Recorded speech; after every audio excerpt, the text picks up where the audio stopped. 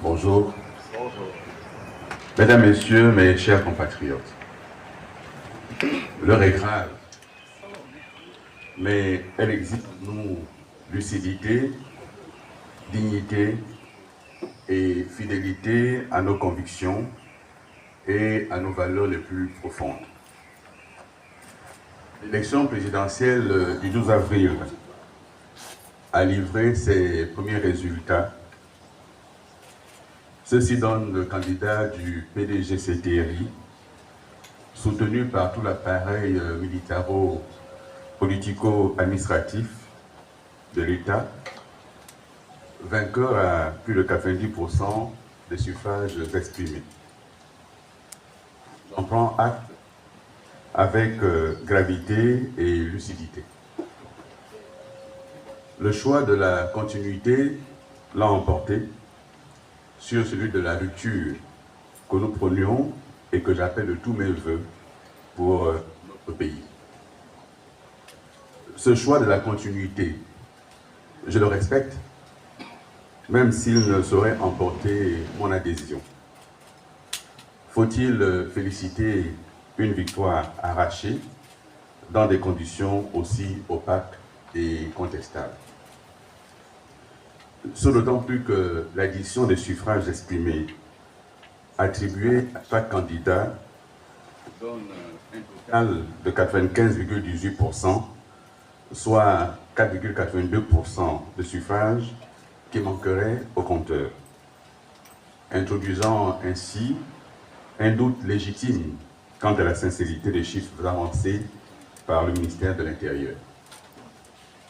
Ce gap, cette masse manquante de 4,82% suffit à elle seule à discréditer cette élection dont les scores soviétiques trahissent la compétition ridicule entre soutiens zélés voulant absolument plaire à leur maître.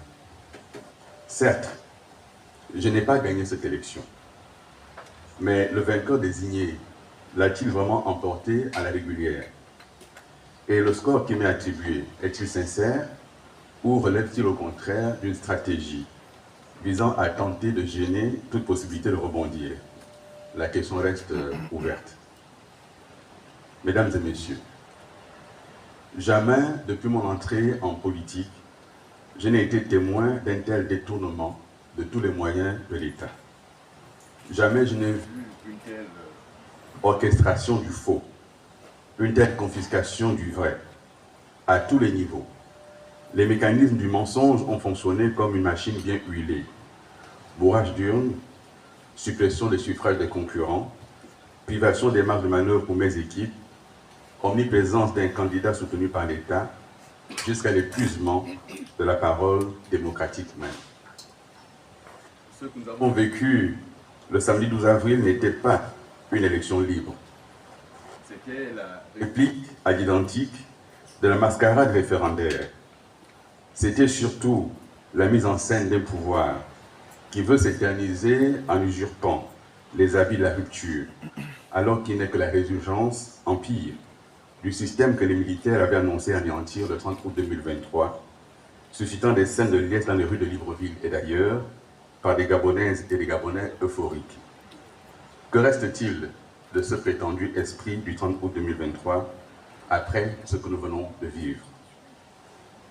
Depuis l'élaboration quasi secrète de la charte de la transition, à la tenue du dialogue national dit inclusif, en passant par l'adoption d'une nouvelle constitution à la hussarde et du nouveau code électoral, la ruse a prévalu sur l'intelligence et sur l'intérêt national. Le scrutin du 12 avril, tenu 4 mois avant le terme initialement fixé de la transition, a hélas suivi la même logique. Cependant, le démocrate dans l'âme que je suis salue le climat d'apaisement dans lequel cette élection s'est déroulée, même si l'équité s'est trouvée malmenée par la disproportion des moyens entre un candidat menant campagne aux frais du contribuable et les autres devant se contenter de leurs ressources personnelles. C'est le lieu pour moi de remercier avec émotion et respect les milliers de femmes et d'hommes qui m'ont accordé leur suffrage, y compris dans les localités du Gabon et d'ailleurs où je n'ai pas pu me rendre. Leur voix, bien que maltraitée, n'est pas vaine. Elle est la promesse d'un autre Gabon, d'un Gabon qui vient. Leur courage est une lumière dans la nuit qui enveloppe de son voile opaque la démocratie gabonaise. Leur foi en la justice est une source pérenne de mon engagement renouvelé. Le choix de la continuité l'a emporté, du moins provisoirement, face à la rupture apaisée, lucide et ambitieuse que nous portions. Mais les idées ne meurent pas. Elles attendent leur heure. Et cette heure viendra. Je m'engage ici et maintenant à rester debout. Non pas contre un homme, mais pour un idéal. Celui d'un Gabon réellement démocratique, équitable, solidaire, décentralisé et réconcilié avec lui-même. À l'ensemble de mes compatriotes, y compris ceux qui ne partagent pas mes idées, j'adresse un appel solennel. Refusons la dérive absolutiste. Refusons la pensée unique. Refusons que la peur devienne la norme. Ensemble, préparons un retour à une démocratie véritable, où le pluralisme ne saura plus être un danger, mais une richesse. Ce combat dépasse ma personne. Il concerne l'âme de notre nation. Et pour cette âme, je continuerai à me battre. Que chacun garde foi en l'avenir, car le Gabon ne sera sauvé ni par un uniforme, ni par un slogan. Il le sera par la vérité, la justice et l'unité retrouvée. À cette jeunesse qui s'est mobilisée, ici comme au sein de la diaspora, je veux redire mon engagement à tenir la barre et à ne rien céder. Aux hommes et aux femmes qui m'ont accordé leur suffrage, je redis ma gratitude et ma détermination à continuer à promouvoir les idées que nous avons portées durant cette campagne électorale. À toutes les équipes de la plateforme Ensemble pour le Gabon et aux autres compatriotes qui nous ont rejoints, je renouvelle l'expression de ma profonde reconnaissance. Le sillon a été tracé et le signal d'une nouvelle espérance est là. À nous de continuer de travailler dans une forme qu'il restera à définir pour rallier le plus grand nombre de nos concitoyens à nos idées.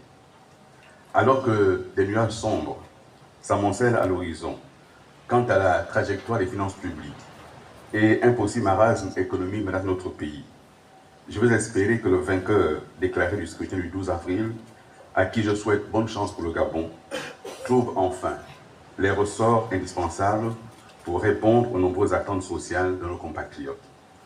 Que Dieu veille sur notre pays, que vive la République, que vive libre et debout le Gabon, immortel, notre patrie chérie. Je vous remercie.